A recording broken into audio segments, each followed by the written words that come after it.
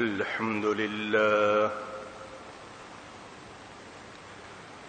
الحمد لله رب العالمين والعاقبة للمتقين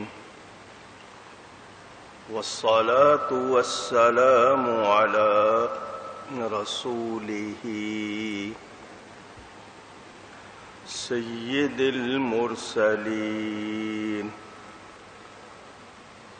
رحمة للعالمين شفيع المذنبين سيد الأولين والآخرين سيدنا ومولانا محمد رسول رب العالمين وعلى آله وصحبه أجمعين. أما بعد فأعوذ بالله من الشيطان الرجيم. بسم الله الرحمن الرحيم.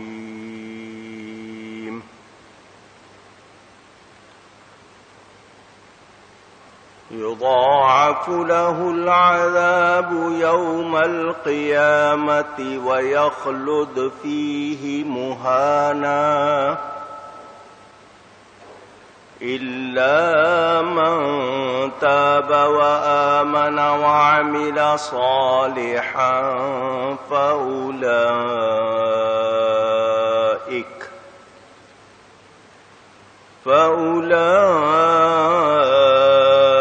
يبدل الله سيئاتهم حسنات وكان الله غفورا رحيما. ومن تاب وعمل صالحا فإنه يتوب إلى الله متابا. صدق الله العلي العظيم. محبت کے ساتھ ایک مرتبہ دروشی پڑھ لیجئے. اللهم صل على سيدنا ومولانا محمد معدن الجود والكرم وآله وصحبه وبارك وسلم. الصلاة والسلام عليك يا رسول الله. الصلاة والسلام عليك يا حبيب الله. الصلاة والسلام عليك يا رحمة للعالمين وعلى آلك وأصحابك يا شفيع المذنبين.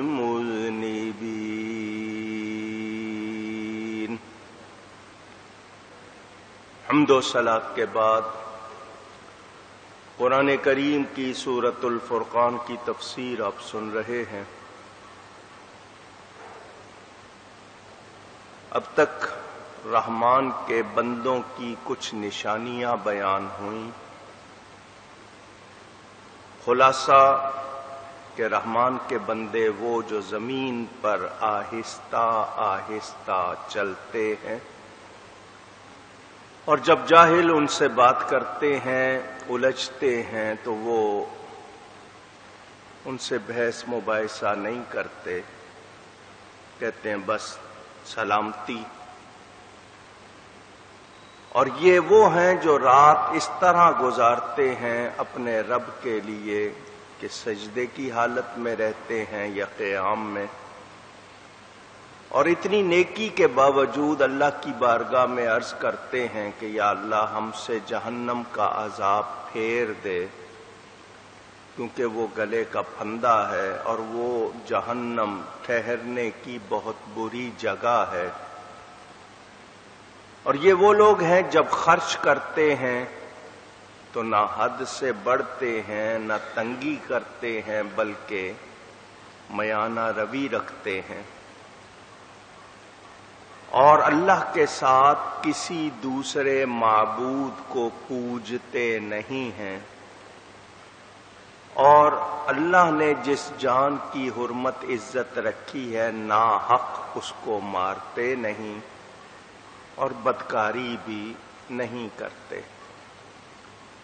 پھر فرمایا اور جو یہ کام کرے گا اس کا مرتکب ہوگا، سزا پائے گا، اور قیامت کے دن اس پر عذاب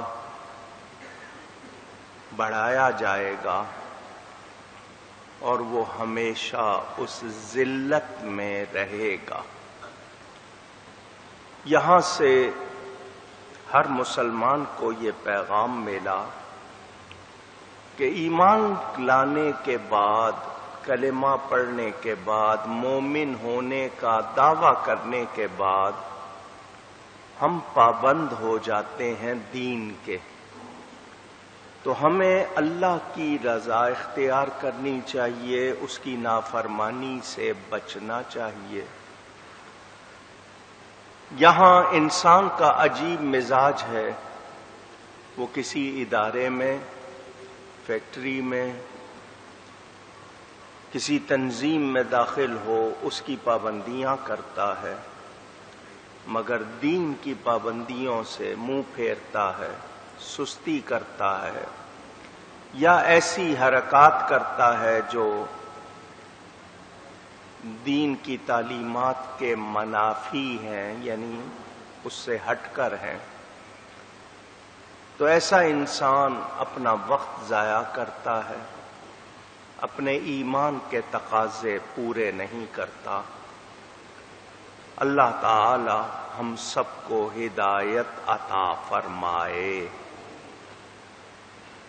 انسان نے یہ سمجھا ہوا ہے کہ یہ ڈرانے کی باتیں ہیں، ایسا کچھ نہیں ہوگا۔ وہ لوگ منہ پھاڑ کر بھی کہہ دیتے ہیں کچھ نہیں ہونے والا، پریشان ہونے کی ضرورت نہیں ہے۔ تو یہ اس طرح کی جو ان کی بیان بازی ہے یا حرکت ہے وہ اور زیادہ شدید ہے، وہ جرم کی سنگینی کو، سختی کو اور زیادہ بڑھا دیتی ہے۔ ایک شخص بھول چوک سے یا ارادے سے نافرمانی کرتا ہے تو اس کو شرمسار ہونا چاہیے۔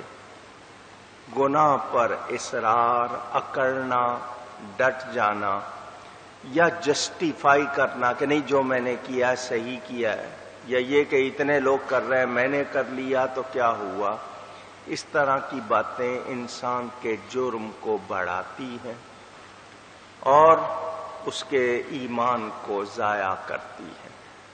اللہ فرما رہا بڑھایا جائے گا اس پر عذاب قیامت کے دن اور ہمیشہ اس ذلت میں رہے گا۔ اب یہاں ایک مسئلہ کرنے لگا ہوں، توجہ سے سن لیں۔ کسی نافرمانی کو، کسی گناہ کو حلال جان کر کرے تو انسان ایمان سے چلا جاتا ہے، یعنی وہ کفر کا مرتکب ہوتا ہے کہ گناہ کو حلال جان کر کرے۔